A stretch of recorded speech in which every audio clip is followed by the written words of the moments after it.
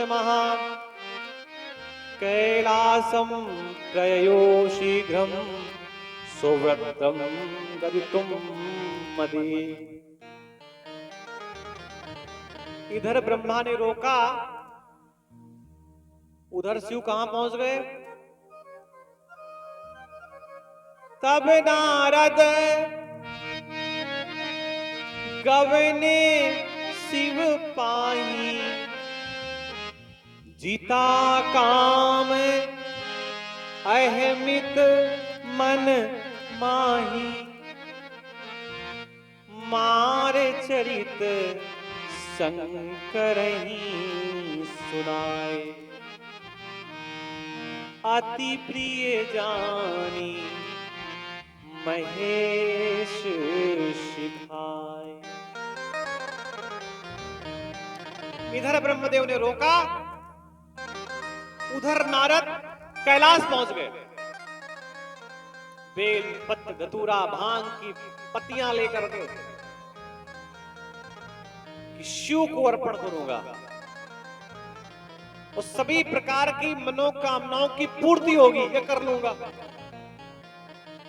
और ऐसा है भी। एक वस्तु होती है जिसे गांव की भाषा में भांग कहते हैं। वस्तु क्या? वनस्पति होती है। और शास्त्र की भाषा में उसे भांग नहीं कहते, उसे विजया कहते हैं। और ये विजया महादेव को अत्यंत प्रिय है, बहुत प्रिय है। विजया विजयदात्री, विजया विजय देने वाली होती है। जब भांग किसी के उदर में पहुंच जाती है तो उसे ऐसा लगता है संसार का सबसे श्रेष्ठतम व्यक्ति मैं ही हूं। फिर उसे अपने आगे कोई बड़ा नहीं दिखाई देता। ये विजया का स्वभाव है कि वो अंदर गई तो मन में ऐसा भाव जागृत हो जाता है, लेकिन वो विजया का प्रभाव जैसे ही क्षीण हो जाए तो फिर वो अपने सामान्य स्वभाव में आ जाता है। लेकिन अगर वही विजया रोज महादेव को अर्पण की जाए तो व्यक्ति की विजय होती है। इसलिए विजया महादेव को चढ़ाई जाती है कि जैसे महादेव को कोई नहीं जीत सका, जो श्रेष्ठता महादेव को प्राप्त है उस श्रेष्ठता को कोई भी प्राप्त कर सकता है, लेकिन तब जब शिव की कृपा उसके ऊपर हो, उसके बाद। और शिव की कृपा विजया अर्पण करने से प्राप्त हो जाती है। शिव की कृपा विजया प्रदान कर देती है। ये विजया का स्वभाव है, इसलिए विजया को विजयदात्री बताया गया। शिव को सारी वस्तुएं अर्पण कर दी जाएं, लेकिन विजया ना चढ़ाई जाए तो पूजा अधूरी मानी जाती है। और कुछ भी ना चढ़ाया जाए और विजया चढ़ा दी जाए तो भी महादेव प्रसन्न हो जाते हैं। कोई बात अहंकार के बस ना कही जाए या अहंकार ना हो अलग बात है, अन्यथा महादेव को नित्य विजया चढ़ाने वाला सब प्रकार से विजय होता है। वो चाहे रोग में हो, चाहे समाज में हो, चाहे परिवार में हो, चाहे व्यापार में हो, विजया महादेव को अर्पण की जाए तो ऐसे व्यक्ति को कोई हरा नहीं सकता। ये विजया का स्वभाव है। और भैया विजया औषधि भी है जो शरीर के कई रोगों को ठीक करने के काम आती है, लेकिन वो कितनी मात्रा में, कैसे, किस स्थिति में, कब और किस समय लेनी है, ये आपको वैद्य बताएगा। जो उसके प्रभाव को जानता है। वही औषधि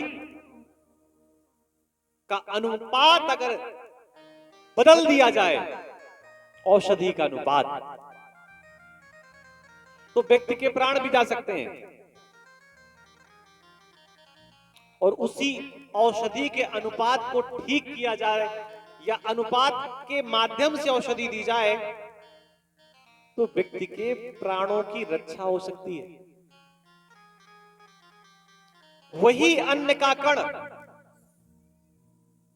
अगर गले में फंस जाए, श्वास नली में कहीं अटक जाए, तो कई बार व्यक्ति को भयंकर पीड़ा का सामना करना पड़ता है। कभी कभी न कभी ऐसा तो हुआ होगा कि आप भोजन कर रहे हैं, प्रसादी ले रहे हैं और अन्न का कण आपके गले में कहीं फंस गया। जो होशियार माताएं होती हैं वो पीछे से घूसा मार देती है पीठ में कि फंसा हुआ कहीं भी गले में हो, बाहर निकल करके आ जाएगा। और जो थोड़े से कम जानकार होते हैं वो गिलास जोड़ करके पानी पिलाते हैं, लेकिन पानी पीने में समय लगेगा। अगर पीठ पे घूसा मार दिया जाएगा तत्काल उसको राहत मिल जाएगी। एक जगह भैया ऐसा ही हुआ। एक बेचारा पति खाना खा रहा था, उसकी पत्नी थोड़ा शरीर से ठीक थी, हष्ट-पुष्ट थी, पति बेचारा दुबला पतला था। अब गले में कुछ फंस गया तो पत्नी को याद आई कि हमारे घर में तो ऐसे ही गले में फंसी हुई चीजों को निकाला जाता था। दे दिया जोर से घूसा पीठ में। खाना जो फंसा था वो तो बाहर निकल आया, साथ में उसकी आंखों में आंसू भी आ गए कि किस जन्म का तूने बदला लिया है मुझसे। ऐसे भी कोई करता है क्या? तो ये तो भैया प्रेम की बात थी। कई घटनाएं हमने ऐसी देखी कि बच्चे के गले में अगर सिक्का फंस जाए तो डॉक्टर के पास जाता है। अच्छी बात है, कोई बुरी बात नहीं है, जाना भी चाहिए। लेकिन डॉक्टर के पास पहुंचते पहुंचते सिक्का निकलेगा या कुछ और घटना घट सकती है। अब हम लोगों के यहाँ तो मोटी मोटी व्यवस्था होती है कि बच्चे को उल्टे लटा दिया गया और पीठ में धक्का दिया गया, सिक्का बाहर आ गया। ऐसा करना नहीं है कि घर में जाकर के एक बार फिर कर ले, बच्चे को खिला दें फिर देखें सही बोल रहा है झूठ बोल रहा है। हमने एक ऐसी बात कह दी क्योंकि ऐसा हमारे साथ भी घट गया था एक बार, इसलिए मुझे वो बात याद आ गई। तब नारद गवने शिव पाही अति प्रिय जान महेश सिखाए। देखो, अगर कोई व्यक्ति कोई बात किसी को सिखा रहा है इसका मतलब है वो उसका बहुत प्रिय है। अन्यथा कोई व्यक्ति रास्ते में चलते हुए थोड़ी किसी को सिखाता है। उसको पता है कि ये मेरा बहुत प्रिय है, बहुत निकटतम है, बहुत क्लोज है, इसलिए वो सिखाता है। हे तात नारद प्राग धन्यस्वम शृणुमद्दचा वाचमेवं न कुत्रापि हरेरग्रे विशेषता।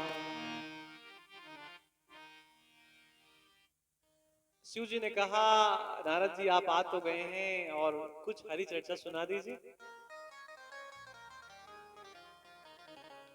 नारद जी ने कहा अब हरि चर्चा पुरानी हो गई है, अब नई चर्चा सुनिए। नई चर्चा क्या है? नई चर्चा ये कि अब हमारी कथा सुनिए। अब वो विष्णु की और वो सारी सत्यनारायण कथा पुरानी हो गई, अब हमारी कथा सुनिए। हमने काम को भी जीत लिया, हमने क्रोध को भी जीत लिया। शंकर जी ने जब सुना तो थोड़ा सा मन में ऐसा भाव आया कि मैं क्रोध को नहीं जीत पाया और इसने क्रोध को जीत लिया, यानी कि ये बताना चाहता है कि मैं तुमसे बड़ा हो गया। नारद जी को अपने पास बैठाला, अपने निकट बैठाला और धीरे से बड़े प्रेम से समझाया, तुम मुझे विशेष प्रिय हो, साख्यम तुम विशेषेण मम प्रियतमो भवान, इसीलिए मैं तुम्हें यह शिक्षा दे रहा हूं। क्या? विष्णु भक्तो यद्दस्वम ही तद भक्तो जीव में नुगा, क्योंकि तुम भगवान विष्णु के भक्त हो और उनके भक्त होते हुए मेरे अत्यंत अनुगामी हो, इसलिए मैं सुना रहा हूं।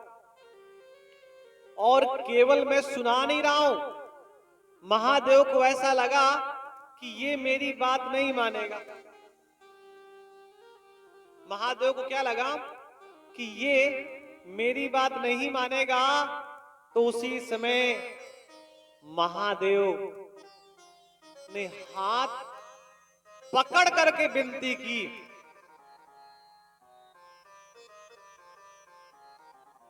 बारे बारे विनवौ मुनि तो ही, बारे बारे विनवौ मोहि तोहि, बारे बारे विनवौ मुनि तोहि, बारे बारे विनवौ मोहि तोहि, जिमिय है कथा सुनायहु मोहि, जिमिय है कथा सुनावहि मोहि, बार बार विनवौ मुनि तोहि, बार बार विनवौ मुनि तोहि,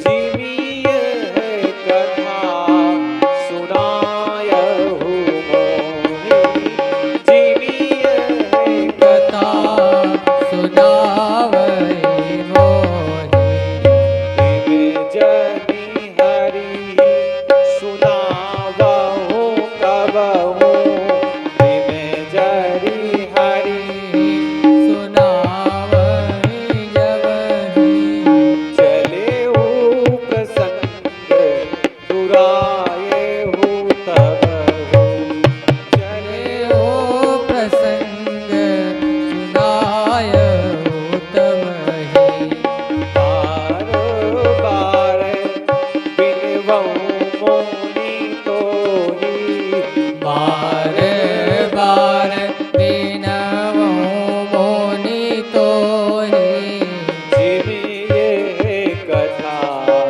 सुनायहु मोहि, कथा सुनावहि तोहि। हे मुनि, हे ऋषिवर, एक बार नहीं, दो बार नहीं, बार बार मैं आपसे विनय करता हूं।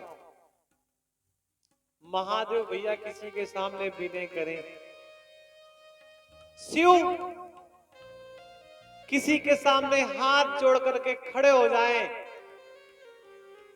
नतमस्तक हो जाएं, और शिव की बात क्या कही जाए, घर का अपने से बड़ा व्यक्ति अगर हाथ जोड़ करके खड़ा हो जाए तो समझ लीजिए हमारा अनिष्ट अब प्रारंभ होने वाला है। हमसे बड़े हमारे माता पिता, हमारे श्रेष्ठ जन हाथ जोड़ करके हमसे हमारे सामने निवेदन करें, इसका मतलब है हमारा अनिष्ट प्रारंभ होने वाला है, हमारा कल्याण रुकने वाला है। अगर घर के बड़े बूढ़े हमसे किसी बात के लिए निवेदन करने लगे, अच्छा कई लोगों को लगता है कि देखो हमारे माता पिता कितने असहाय हैं, हमारे सामने हाथ जोड़े खड़े हैं।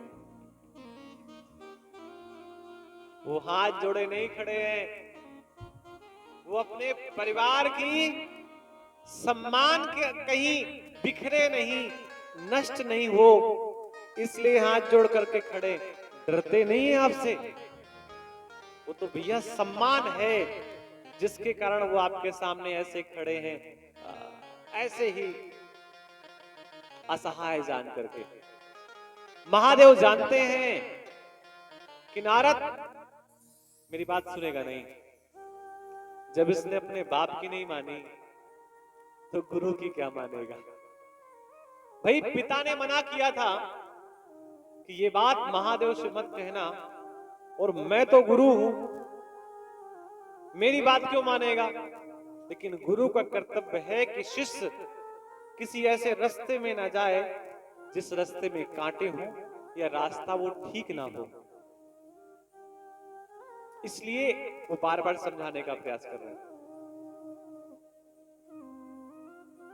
एक बात और कह रहे हैं कि कभी अगर विष्णु के आप पास पहुंच जाएं, हरि के पास पहुंच जाएं और हरि पूछे भी कि तपस्या के समय क्या हुआ था, तो भी चले प्रसंग दुरायु तब हो, तब भी उस प्रसंग को आप घुमा फिरा देना, उस प्रसंग के विषय में चर्चा मत करना। अगर वो किसी कारण से प्रसंग चलाएं भी तो कह देना, कोई चर्चा ही मत करना उसके विषय में, मना कर जाना। शंभुदीन उपदेश हित नहीं नारद ही सुहान, भरद्वाज कौतुक सुनो हरि इच्छा बलवान। भरद्वाज कौतुक सुनिए, हरि की इच्छा बलवान है। शिव की कृपा बलवान है। और भैया वही हुई होगा जो राम रच रखा, मन में सोचे हुए सारी कल्पनाएं ऐसे ढेर हो जाती हैं जैसे रेत में कोई घर बनाओ। कागज की नाव जब पानी में बहती है तो बड़ी अच्छी लगती है प्रारंभ काल में, और चींटा देख करके खुश हो जाता है कि ये मेरे प्राण बचा लेगा। और बहता हुआ चींटी, बहता हुआ पतंगा धीरे से उस कागज की नाव में बैठ जाता है, और अब उसे संदेह नहीं रहता कि मैं डूबूंगा।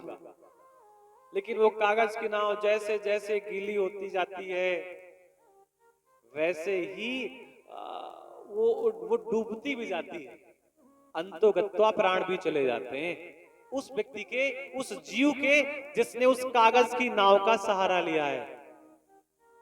शिव ने बार बार मना किया, नारद जी नहीं माने, भगवान के पास चले गए। एक बार कर तल बर बीना, गावत हरि गुण गान प्रवीणा, क्षीर सिंधु गवने मुनिनाथा, जय बस श्री निवास श्रुति माथा। नारद जी पहुंच गए भगवान के पास। शिवेच्छा यादृशी लोके, भवत एव ही सा तदा,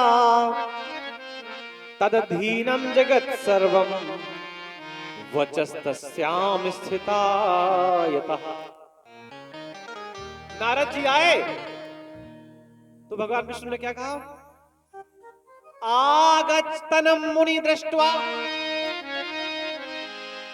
नारद को आता हुआ देख करके, नारदम विष्णुरादरात, भगवान खड़े हो गए। उत्थिक्त्वाग्रे गतो रमंतम, जिसलेस ज्ञान हेतु कहा। भगवान विष्णु ने देखा कि नारद जी करतल बजाते हुए चले आ रहे हैं। जब भी आपने क्षीर सागर में भगवान विष्णु का चित्र देखा होगा तो भगवान हमेशा सोते रहते हैं ऐसे, और लक्ष्मी भगवान के चरणों को धीरे धीरे दबाती रहती है। अच्छा, जिनको लक्ष्मी की कामना हो उनको ऐसा करना चाहिए। अब हो सकता है हमारे परीक्षित जी मन में सोच रहे होंगे कि शायद कल से प्रारंभ हो जाए। हेलो, कुछ तो कथा का लाभ मिले भैया तत्काल में।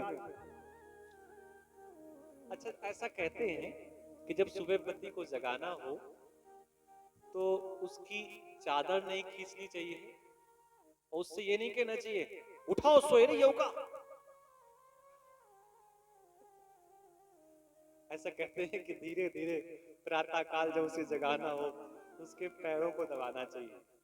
एकदम से जगाओगे तो नींद खराब हो जाएगी। अच्छा, पति भी होशियार हो गए, उनको जब मालूम पड़ता है कि मेरी पत्नी मेरे पैरों को दबा रही है तो वो अगर जागने वाले भी होते तो सो जाते हैं। वो सोचते हैं, नीरज भैया करते हैं क्या साहब, याद आ गया लगता है। वो सोचते हैं कि मौका मिला है थोड़ी देर और दबते रहे, लेकिन वो दबाए इसलिए जा रहे ताकि अब जाग जाए। लेकिन ये प्रक्रिया प्रतिदिन करनी चाहिए, क्योंकि कोई कहते कि प्रातः काल प्रणाम करें नमस्कार करें तो ऐसी व्यवस्थाएं तो होती नहीं है। तो सायंकाल जब भी समय मिले तो 2-4-5 मिनट बिना कहे घर में जो श्रेष्ठ लोग हैं उनके चरणों के निकट बैठना चाहिए। जब आप उनके निकट बैठेंगे, उनके पैरों को दबाएंगे धीरे धीरे, तो बदले में कुछ न कुछ वहां से आपको प्राप्त होगा, और वो प्राप्त होगा जो किसी पुस्तक में प्राप्त नहीं होगा। बड़े बूढ़ों के निकट बैठेंगे तो वो चीज मिल जाएगी जो बाजार में नहीं मिलेगी। लेकिन ऐसा भी नहीं है कि एक दिन में मिल जाएगी, धीरे धीरे करत करत अभ्यास के। जब आप निरंतर अभ्यास करेंगे, निरंतर प्रयास करेंगे, तो फिर धीरे से वो चीज, वो महंगी से महंगी वस्तु आपको वो धीरे से आपके हाथ में सरका देंगे। भगवान विष्णु ने देखा कि नारद जी आ रहे हैं, जिन्होंने काम को जीता और जिन्होंने क्रोध को जीता, वो आ रहे हैं। तो भगवान विष्णु खड़े हो गए और खड़े होकर के नारद को आदर दिया, अपनी बाह फैला दी कि नारद अब तुम प्रणाम मत करो मुझे, अब तो तुम हमारे गले लगो, अब तो तुम हमारे समकक्ष हो गए हो, हमारे बराबर के हो गए हो। हे मुने, किस हेतु आपका आगमन हुआ है? नारद जी को अपने आसन पर बैठाकर भगवान शिव ने चरणार बिंदों का, भगवान शिव के चरणार बिंदों का स्मरण करके श्री हरि ने उन्हें यथार्थ तथा गर्व नाशक वचन कहे। यथार्थ वचन कहे, ऐसे वचन कहे जो अहंकार को नष्ट करते हैं, ऐसे वचन कहे। देखिए, किसी के घर जाओ और वो किसी आसन में बैठा हो, आसन का मतलब वो चारपाई में चद्दर बिछाए बैठा हुआ है, तो तब तक उसके आसन पे ना बैठो जब तक वो आपसे प्रेम से न कहे कि आप यहां पर बैठिए। किसी के आसन और बासन को बिना पूछे नहीं छूना चाहिए, क्योंकि पता नहीं किस स्थिति में हो, कैसे हो, तमाम चीजें होती हैं। और किसी के आसन में तो बैठना ही नहीं चाहिए कि किसी की कुर्सी में जाकर के आप तत्काल बैठ जाएं, क्योंकि जो व्यक्ति जहां बैठा है उसकी सकारात्मक और नकारात्मक ऊर्जा उस जगह पर स्थापित है।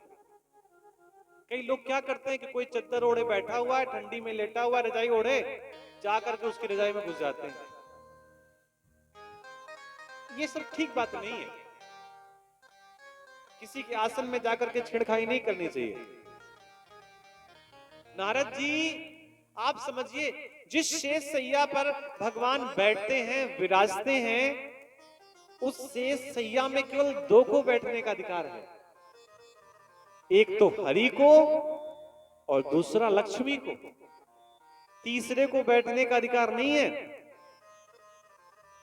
और भगवान ने नारद जी से कहा कि बड़े दिनों के बाद आपने दया की है, आप आइए इस आसन पर बैठिए। कुतम आगम्यते तात, कहां से आप आए हैं और किमर्थ मिहम चागता, यहां किस लिए आपका आगमन हुआ है। हे मुनिश्रेष्ठ, धन्यस्तम मुनिषादुलम, आप धन्य हैं, आपके शुभागमन से मैं पवित्र हो गया।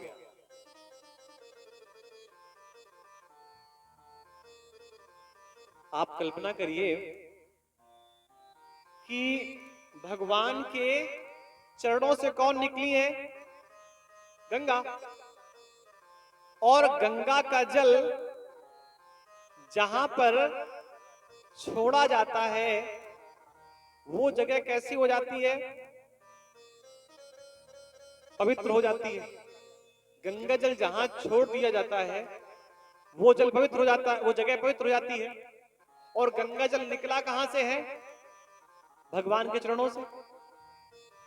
और जहां स्वयं भगवान बैठे हो, जहां स्वयं हरि बैठे हो, वो जगह अपवित्र हो सकती है क्या।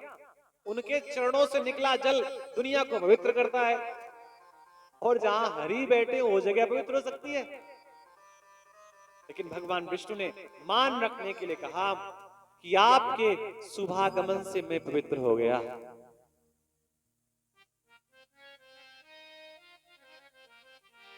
अगर नारद जी को थोड़ा भी स्मृति होती, तत्काल नारद कह देते कि भगवान ऐसी बात कह करके हमें शर्मिंदा न करें।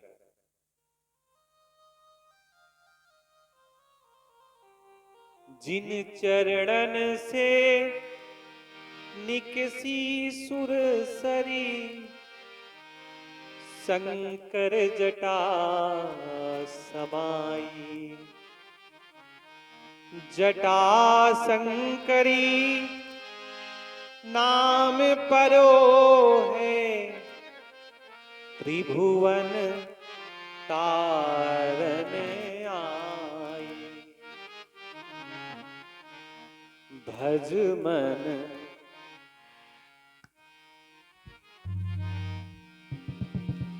राम चरण सुखदाई।